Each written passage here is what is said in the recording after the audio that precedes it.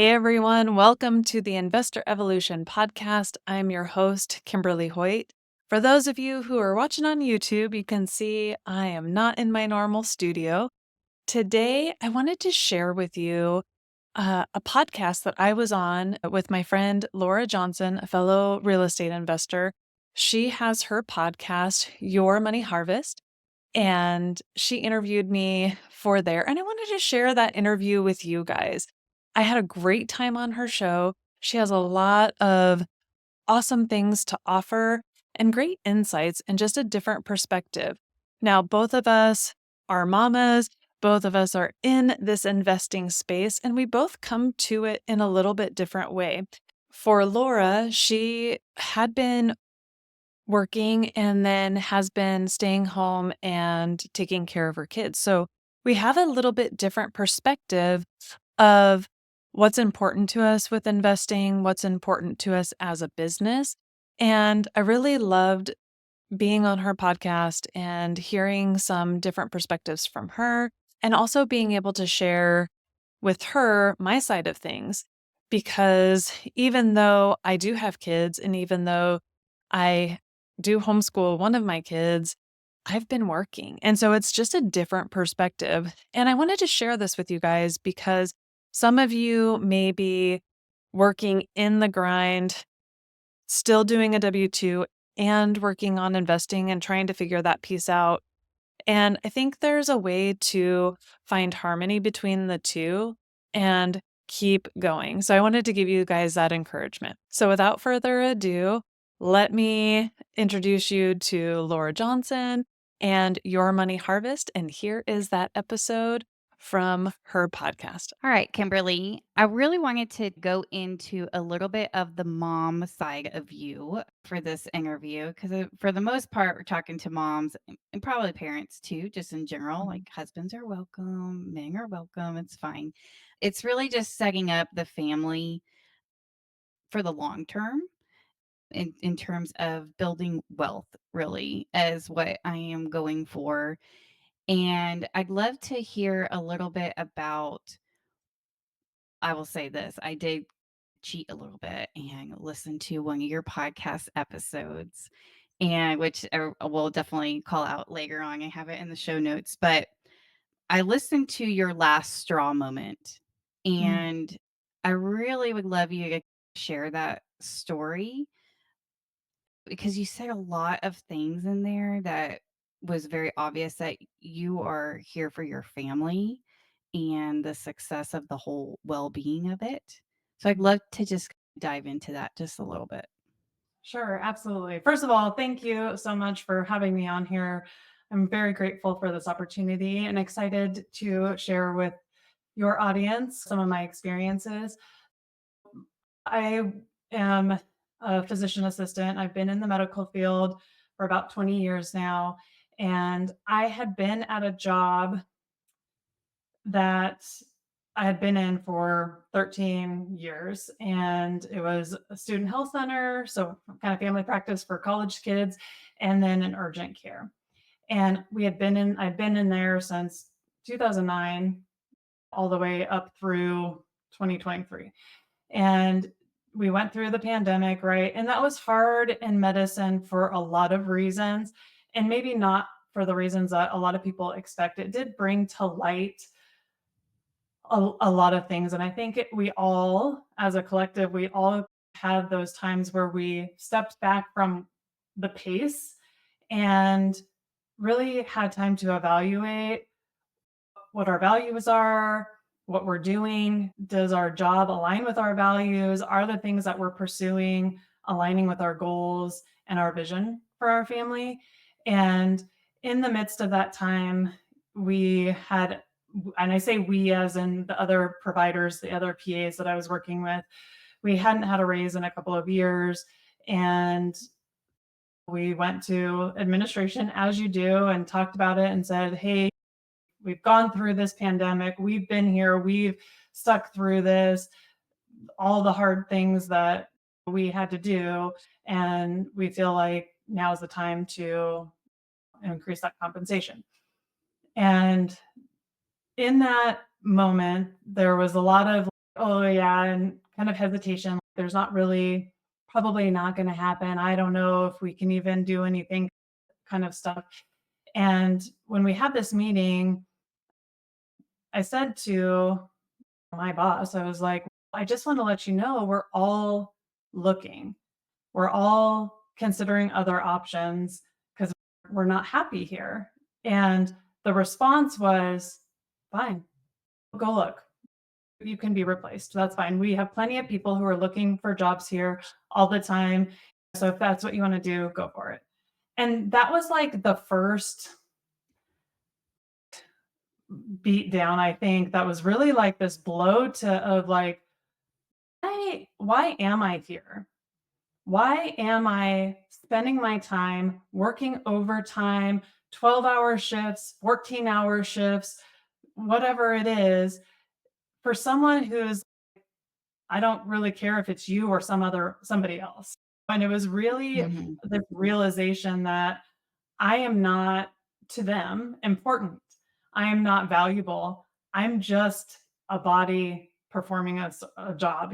And Kimberly Hoyt, is not someone that they actually care about. And so that really started me on a journey of personal growth and development and looking for something else because I knew there had to be something better than this and there had to be something more than this.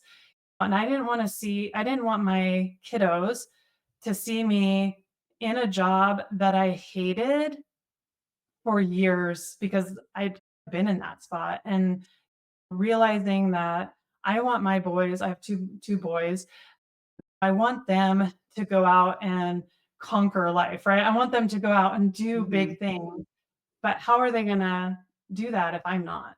And so that kind of is where this entrepreneurial journey for me started was in that moment. That was that last straw moment. And then the final kicker was we were negotiating and I ended up getting a raise and it was 9 cents. A whole whopping 9 cents. And then they told me, unfortunately, that's the cap. You're not going to be able to make any more. I was like, never. I'm done.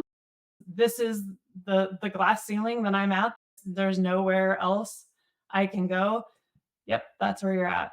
And again, that's just where I knew there has to be something better for me, for our family, for our journey because this is not it.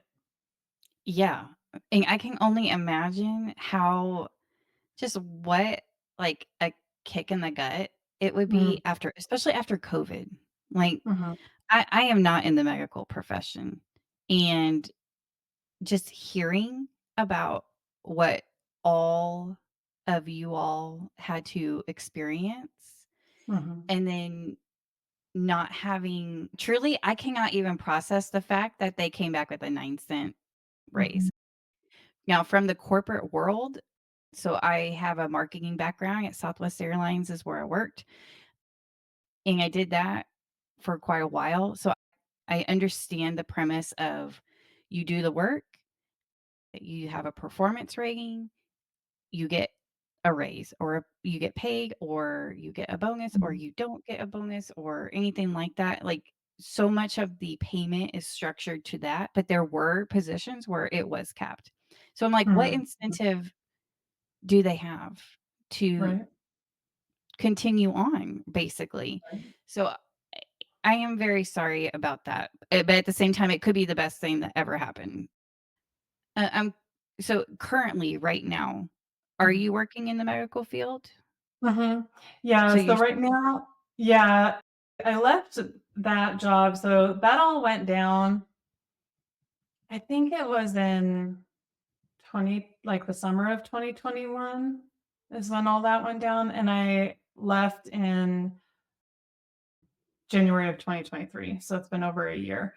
And I went to another telehealth job that, uh, was great. I loved it. It was in lifestyle medicine, so more of that preventative health and, like, actually helping people be healthy, mhm. and it was great, but it was a startup that didn't quite take off, unfortunately.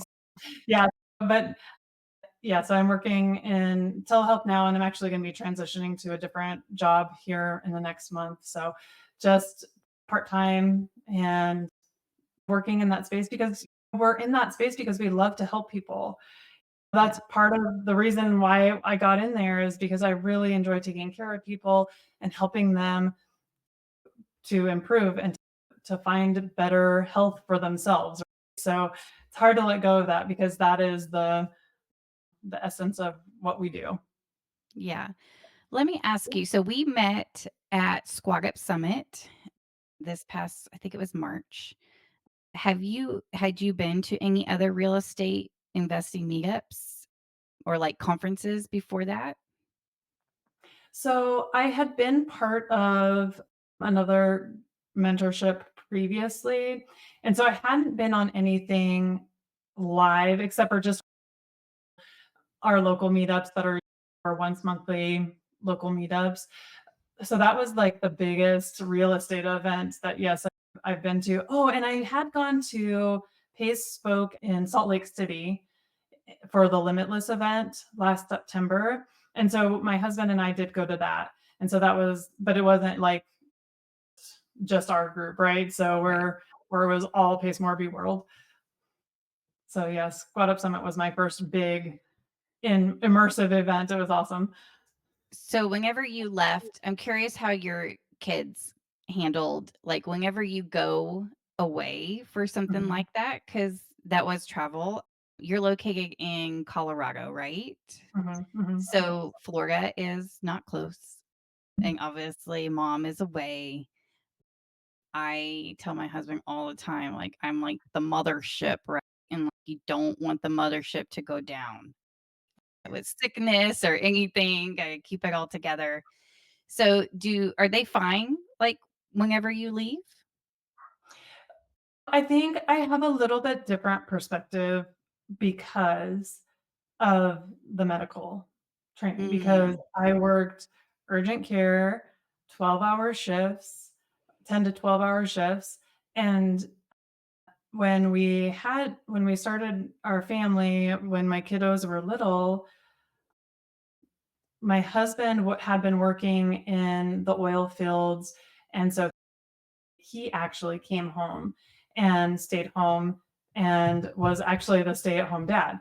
And so mhm. I think that's a little bit different for us from maybe some of your listeners, but so from the time my kids were little up until so my kids are 13 and 9. My youngest went into kindergarten, that's when my husband actually went back to work. So they have been used to me being home and then not being home for because there were some of those days when it was 12-hour shifts and I didn't see them, which was Yeah, kind I of didn't. which was another reason why it's, okay, here I am busting my butt for you guys, spending a majority of my time here, and I'm not even valued to you. And I'm, like all that time that I didn't spend with my kids, it was a main driver for leaving and for pursuing real estate as an opportunity because I wanted that financial freedom and I wanted that time freedom, right? I didn't want to be tied to an office and to somebody else's schedule and being tied Yes. to when can I take my vacations? Well, I can only take it once a year. So Ye that was a huge journey. So my kids do pretty well. My youngest and me are like two peas in a pod. So he definitely struggles more when I'm gone or when we don't have daily good connection time. He Mhm. definitely gets that. He's more that relational in that way. So what I'm excited about though is as I talk about real estate and as I talk about things and getting them interested in doing this with me, I have this ulterior motive of us creating our own real estate empire together because I think it would be fantastic to work as a family together. So that is one of the long-term visions, right? I love that so much. I also have that long-term vision, and I feel like my kids, especially my oldest, she they're traitors inside my household. They are trying to sabotage every part of this goal of mine. Every piece of guilt you could lay on. We have enough money. We don't need to be doing any of this. Like, you don't need Mhm, to go do these things. You don't need to go. I'm trying to mhm, be more active in the local community as well mhm, in terms of real estate meetups, things like that. So I'm moving. There's a shift in our household, definitely. They don't understand that even though I have stayed home with them pretty much, they're in intermediate school. I have one that's going into junior high next year, and they have a lot. I have 2 pretty much special need kids and requires some mental energy and some time mhm, and all that kind of stuff. mhm, But I'm definitely more moving toward an aspect of, okay, I definitely have a life to live. I see better for our family, and we're gonna be on this journey together, whether you like it or not. And yeah, so that is mainly the question I had, just because when things change up a little bit, it can be hard. Some mhm, kids are resilient. I know that as a PA. So it's more of me having to make that mental mhm. aspect of it's okay to make them uncomfortable. Yeah, one of the things that I've tried to do, my youngest is this kid's gonna be an engineer or something because he is taking apart computers right now. He's breaking computers and figuring out how to fix them. And so I enlisted him as and planted this seed like, I'm doing a podcast. So would you like to help me edit it? Would you like, I mean, he's not at that stage yet, but he's Right. like, yeah. He actually made the music on GarageBand. So for my podcast, like the music that's on there right now is his creation.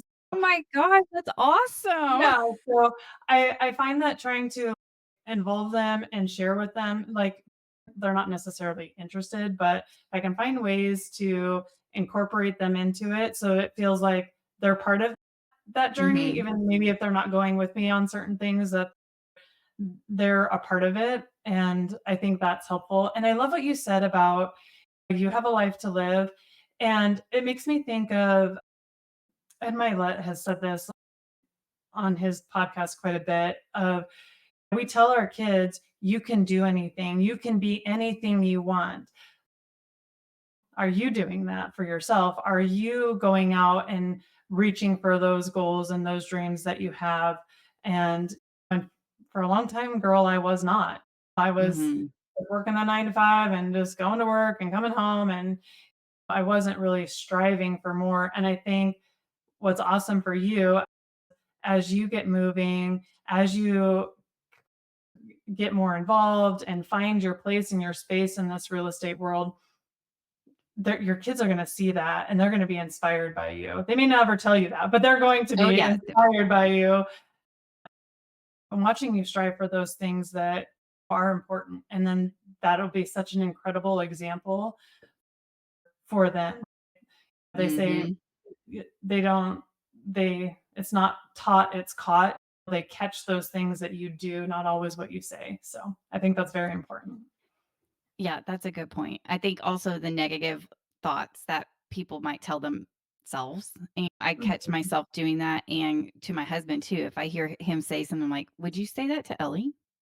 Like, mhm, "Would you say that negative thought to Ellie or Hannah?" Same thing for me. It's a good backstop to ask, "Would you want your kids to feel that way?" For yeah, them looking at it like that. yeah. I appreciate you sharing all that. That's really good. I have a question about you're moving in more into the capital raising area of real estate investing. And one of the things about real estate investing is it is unreal the amount of different avenues you can take. So I'm curious why you chose the capital raising part and also what what actually is capital raising for the people who might Sure. not even know what that term means? Sure. Yeah, I think when you get into real estate, you have no idea. It's a whole new universe. It's not just a world, it's a universe of things that are possible. And when I started in real estate with that other mentorship group, like wholesaling is what was taught. And I had never heard of wholesaling real Mhm. estate, and it sounded so cool. So I was like, okay, let's try it. And I quickly learned like there is no way I could do it. It's just not my skill set. It's not my desire. I did not like any part of that.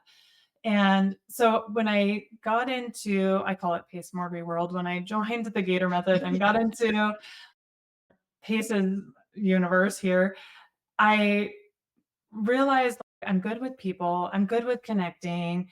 I love I love when I get on a call and I'm like, "Oh, I know exactly who you need to talk to. You need to talk to this person. This is where they're at." So that just became this natural thing for me of connecting and starting to find deals and find the people who can help fund those deals and bringing them together. And so that's where I've settled in. However, I've tried a lot of different things because I didn't know. We have a couple of rentals here in Colorado, and then I've done TC work, transaction coordination, because I was thinking maybe that would be a good way to network and know who the borrowers are, know who the lenders are, and use that as a tool to connect. I realized like it's just not also my skill set. And I'm glad I did it because I learned a ton for sure. So I've been on this journey too of what do I want to do? I haven't been that like rock star that came in. I've done like 85 flips in 1 month and done all the Yeah. things, but but I like the way I've done it and I'm happy with the way things have gone because I can rule stuff out and know where I don't want to be. But to your point, there's so many things and there's so many ways that whatever your natural skills are, whatever maybe your career skills that you're bringing to the table can be used in real estate for so many different purposes. And so capital raising is really that is connecting with investors and bringing them together to invest in deals. And it could be depends on what you're looking to raise for. Sometimes it's multifamily deals, sometimes it's RV parks, sometimes it is single family homes, just depending on what you want to raise for. And it's really building relationships with investors and moving from these very transactional types of capital raising to more long term building those relationships with your investors and bringing them on this journey with you. Maybe they don't want to be active in real estate, but they want the returns in real estate. So that's a great Yeah. way to be involved. And I want to be that liaison between the two worlds of helping those who are like, well, I'd love to build wealth in real estate because I can see the benefit of it. I just don't have the time, the bandwidth, the desire to really be a real estate investor. So how can we meet in the middle and how can I invest with you and move forward? So that's the space that I'm really diving into and I'm enjoying it quite a bit. Yeah, one of the things that I've really appreciated about being in the Gator Method community with you has been learning how we can get higher returns for the money we put into good investments. Mhm, And but we more importantly, we are learning how to secure ourselves. And I'm assuming as a connector, a person who's doing capital raising, you're very familiar with what those protections are that you're looking for mhm, to offer to the people who are placing their money in a deal that you have brought to the table. mhm. Can you give me an example of a deal that you have seen and brought forward to a person, connected them? Do you have any examples of a situation? Yeah, and of how they're protected. of how they're protecting and what the terms were in that deal. Like, what was what looked advantageous about this that was like, "Okay, I know I can bring this to somebody and they have the Mhm. funds." What was, like, the return that was promised? Even if it hasn't come through, I'm Sure. curious. A lot of people who are probably listening right now don't have a lot of that investing background, and so Mhm. I wanna give them a little idea of what that looks like. Yeah. And this is where it can be interesting because especially with gators, those returns can be higher, but they are riskier. So that's where some people are not okay with that. And especially when you're Mhm, investing your retirement money, they may be okay with that. Some people are risk takers and some people are like, yeah, let's do it. And some people are not. So I think that's the biggest thing that you have to know, like your risk tolerance level, as far as if you're going to invest, what is worth it to you and what isn't. So if you want something to just steadily grow and make returns and they can double that money over time mhm, versus more quickly, I think that does make a difference because I've seen some multifamily deals where the returns may be over 5 years, and initially it's maybe a 12% return annualized. But when the asset matures or when it's ready, when they've added value to it, increased the value that they can sell it for, and they turn around and sell it, you may end up doubling that money, but it may take 5 or 7 years. And some people are like, that's fine. If the money can just sit and percolate and do its thing, mhm, then that's great. And if I make 20% of that money over the time, great. If I double it, even better. I know it's a safe and secure asset because it's got a lot of equity in it, and that can be very appealing to a lot of people, especially when they're like, I don't want to worry about the ups and downs, or I don't want to move my money that frequently. So mhm, that type of an asset might be some better for someone who has a lower risk tolerance and is okay with long-term steady growth.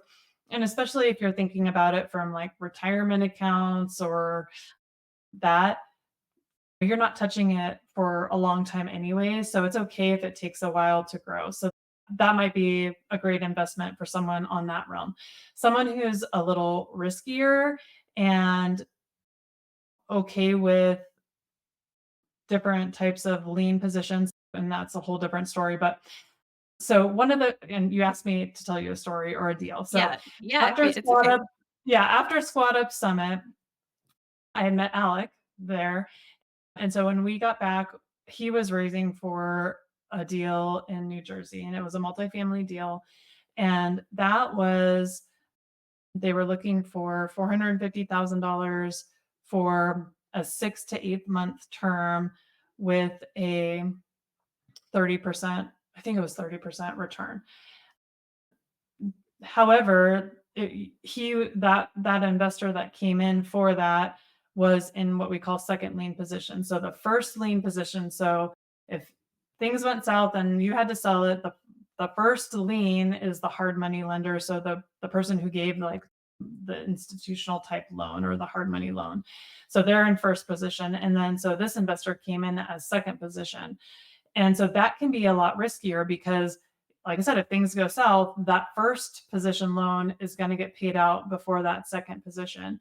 And so some people are okay with rolling that dice, and it depends on the asset. Like that one, they bought it for, I think it was 1.2 million, but they had already had it appraised for 3 million. So there was a lot of equity. So even if Yeah, something bad happened and they had to turn around and sell it, both of those loans would be able to be paid out. But that is the risk that you run with those second lien positions. But that's also why you have a higher return because that money is being put in a little bit riskier position. Sometimes 20%, and you have to be careful about usury laws and all that stuff. And I will say I'm not a financial advisor. I am not a lawyer. Yes. Contact your legal people. So sometimes that's what we can see. But again, those can be very risky. And we've seen a lot of deals in the gated community who are asking for higher returns that have gone south. So some people may not be okay with that risk. So put that caveat out there, I guess.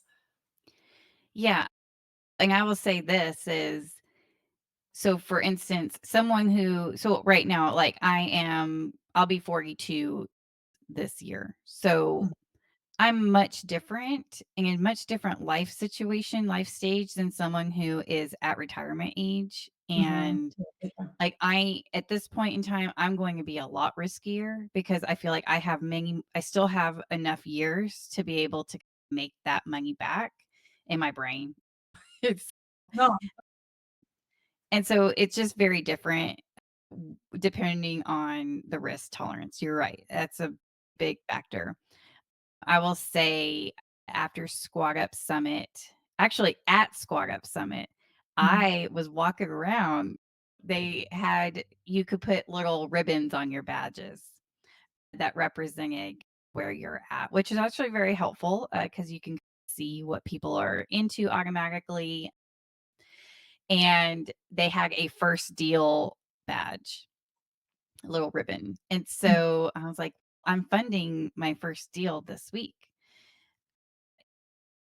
And I guess when I look at it like a Geiger deal, essentially, it's just Mhm. a PML, private money lending, gap funding, just similar situation in the multifamily world. And they're like, "Oh, you can count it." I was like, "Okay, it hasn't closed." And I'm like, they're like, "You can." I was like, "I don't want to lie to the world." They're like, "You can do it." I'm like, "I really don't want to be someone I'm not." And they're Mhm. like, Just put it on "Okay. there. Are you literally closing this week?" "Yes, it's closing this week." "Yes, you can have the ribbon." I'm like, "Okay, fine." I got the ribbon. I got the first deal ribbon. Yay! Guess what? Didn't happen. Didn't I'm close. still I am still I it is mind blowing to think it's and this is the thing, it was a 30% return, 6 Mhm. months. That is Mhm. very appealing, isn't it? Yeah, 100%. Yeah, it's great. April. So, yeah, that ended up falling through. They quickly moved it into a different multifamily in the same city.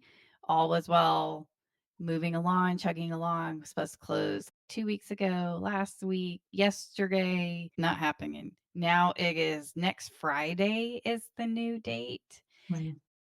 And so, I have to stop and think and just be like, okay, realistically, I have had my money allocated since April Mhm. for this deal. And it was an old 401k that I had from my previous job, and we rolled it over into a self-directed IRA, and it's just sitting there. And Mhm. I've passed up on other opportunities because, that 30% for 6 months is just so enticing. Mhm. Yeah. And I've already it took forever for us to get the green light to wire the money. That's another safety thing that we talk about with Mhm. making sure that there's a transaction coordinator handling this deal. I am not an expert in paperwork when it comes to real estate transactions. And the book, Who Not How, have you read that I before? love that book. Oh, yes. Okay, I So have good. not I bought it for myself, and then I quickly moved like, I read 1 page, and I was like, "Oh, my husband needs to hear this. Like, he needs to read this." I made him read it. I'm like, "You need this more than I do right now." S I am at that stage where we'll see if this deal even goes through. I basically lied to the world, Kimberly. I did not have I know what deal you're in, and Yes. every time I'm like, "Has it Nope. closed?" Oh my gosh. So I feel ya. And it's and again, so there is that thing too with I had a deal that closed this week that I connected on. It was supposed to close last Wednesday and it didn't end up closing until Monday. And then they all wired money on Monday, but half of it didn't get there until Tuesday. So that's the other thing is like there, if you closed on a house and you, a lot of times that's pretty straightforward as long as the house was Yeah. good and your credit's good. It goes that you close on the day you said it was going to close and you move on. So if you've never been in other real estate where, oh, this popped up on title, we need to get this Yep. cleared before we can close, and you don't know those things can happen, you're like, why is this taking so long? So that can be frustrating for some people too. So it just depends on your knowledge base, your risk level, and what you're willing to do. Uh, So it's just a matter of kind of Yeah. getting comfortable with that and having someone with you to walk you through the process is huge. If you, as you guys start investing, Laura's incredible because she's been through this process. She knows the hiccups now that can happen. And Mhm.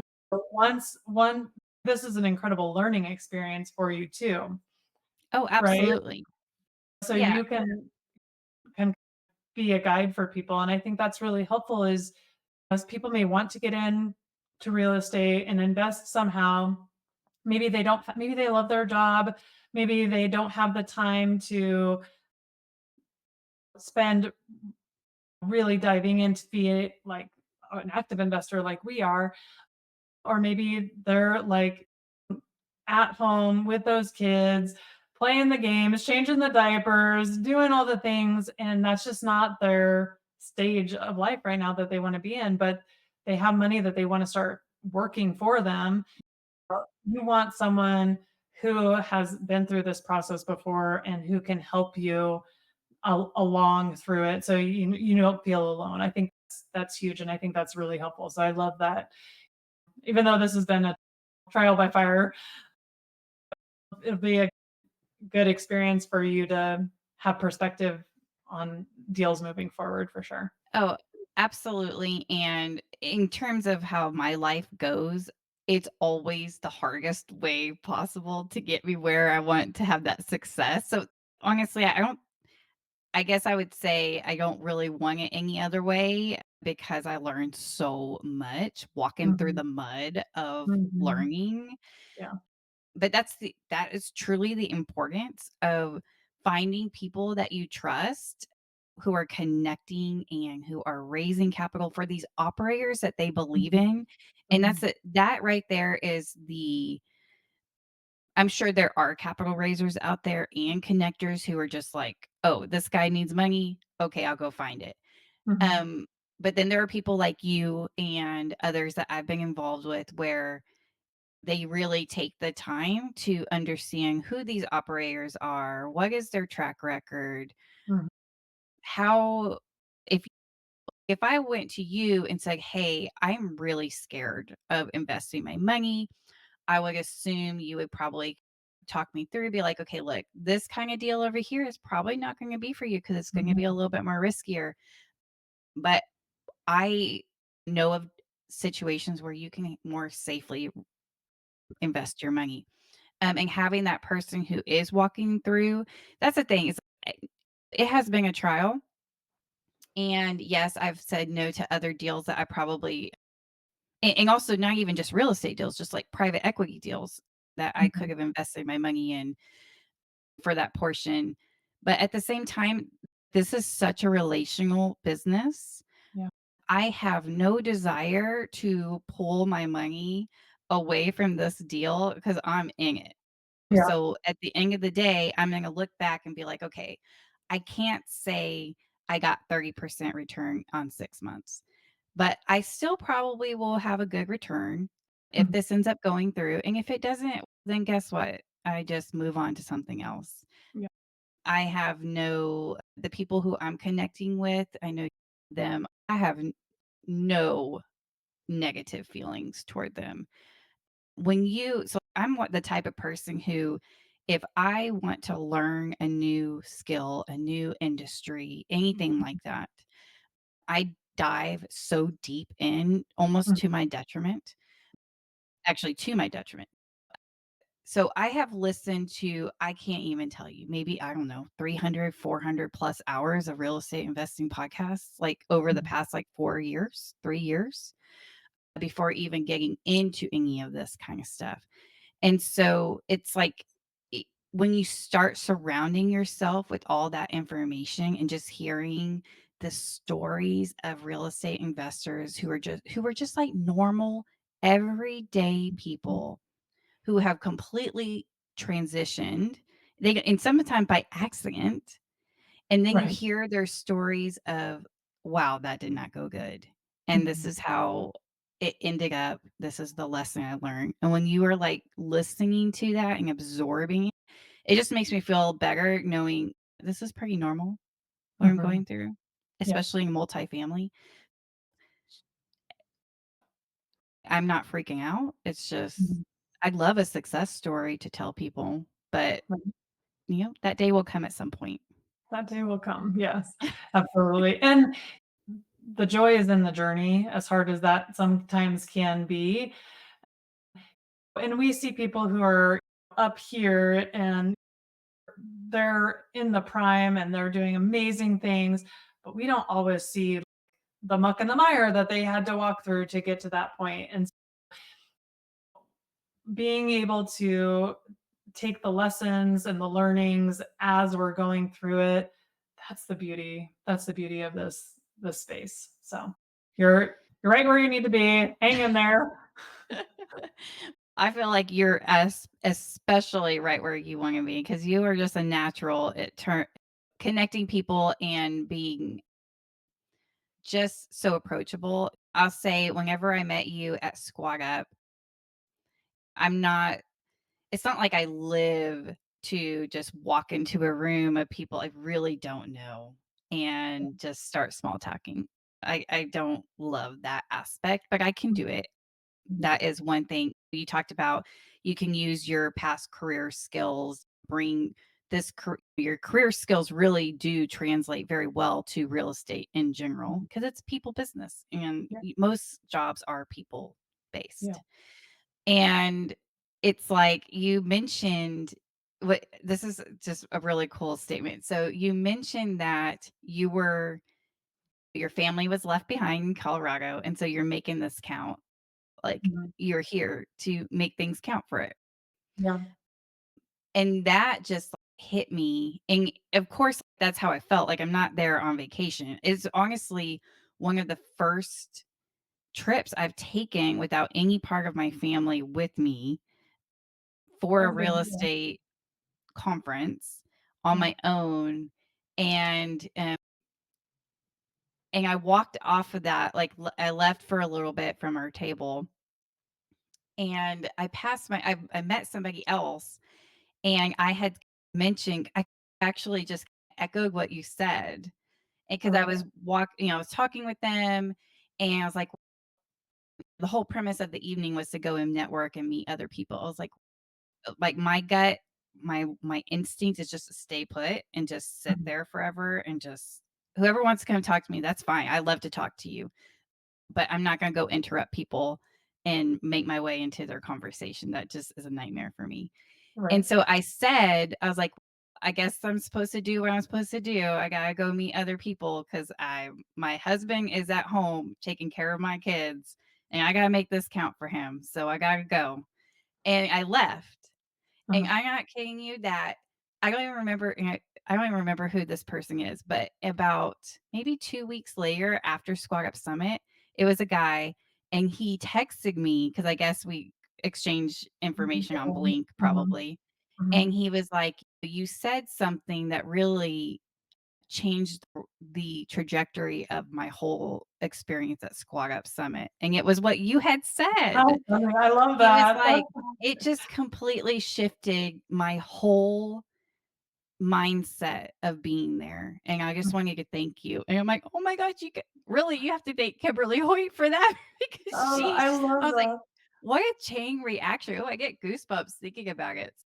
No, it's I love that. Thank you so much for sharing that because we don't know the impact we make on people. Mhm. we're just doing our thing. We're all just trying to figure it out. Like none of us have figured it out. We're all in process. We're just trying to do the best we can. And so it's very interesting that that little comment and the ripple effect it had. And you and I would have had no idea. I would have had Yeah. no Oh, idea. yeah. So thank you so much for sharing that. And so it just makes me wonder, like all those other little interactions you have with people and the podcast moment where it's just like that light bulb moment that shifts people and you don't know what that's going to be. And so I love that. And I would tell you, just be your true authentic self, keep going because you're going to find those people you're meant to serve as you walk through that life. And so I'm so thankful for that. Thank you so much. You're welcome. And I'm grateful for honestly so many of your episodes on your podcast that I've listened to so far. It I literally walk away with tidbits of information that I'm like taking with me throughout the day. So I really appreciate the value that you bring there in your space, and you're doing so good putting yourself out there, and you're really inspiring to me. So I appreciate you and the work that you're doing because I know like only good things are going to be compounding top of the work you're doing right now. So I'm so excited to see where you end up. Thank you. And I know where you'll end up. I know you're going to be living out those adventure dreams that you have for your family that you mentioned in one of your episodes. And I think that your boys and your husband are just going to be so proud to be able to see what you've accomplished for them. I appreciate you very much for Thank taking the you. time to come on here. And I'll make sure, I guess we'll end it with you can share how everybody can follow you, reach out to you if they have any questions or have some money where they want to put an investment so that you can keep an eye out for them. Yeah, absolutely. Well, thank you. First of all, thank you so much for allowing me to come on here. There's, you said, like, you're that introvert. You just want to sit at the table. If people want to come talk to you, you'll talk to them, and that's fine. I think I'm one of those like introverted extroverts or those extroverted introverts. Like I can do it for a while, but I definitely Mhm. need that alone time too. Yes, And so absolutely. Me too. it's definitely a thing where sometimes that can expend that energy and you need to recharge. So I understand where you're coming from with that. So I want to say we're similar in that way. But thank you so much. As far as for my podcast, it's just Kimberly Hoyt on YouTube. You can find me on Instagram. I think it's the Kimberly Hoyt because there was another Yeah. one apparently. And then on Facebook is Kimberly Hoyt as well. So yeah, would love to connect with you guys. Would love to learn. I'm starting to shift some of my focus really from what I had been doing to capital raising. So you might see that kind of shift in content and podcasting and stuff. I've been working on a new project that I'm very excited to reveal here shortly. Ooh. It's nothing that big, but it's just my new branding, Still, which I'm very excited about. yes, Yeah, absolutely. We definitely need to go follow you so we can keep up with that for sure. yeah. Thank you. And yeah, for anyone who's interested in learning more about real estate investing, Laura is an incredible resource. So I'm so glad that you guys connected with her and have that resource right there. So that's amazing. Thank you so much. All right. So there you have it. Thank you so much for tuning in this week. And I hope you found a little more insight into me and learned a little bit more about me and my journey because I maybe haven't shared all of that here with you guys, but I really appreciated Laura and the questions that she asked.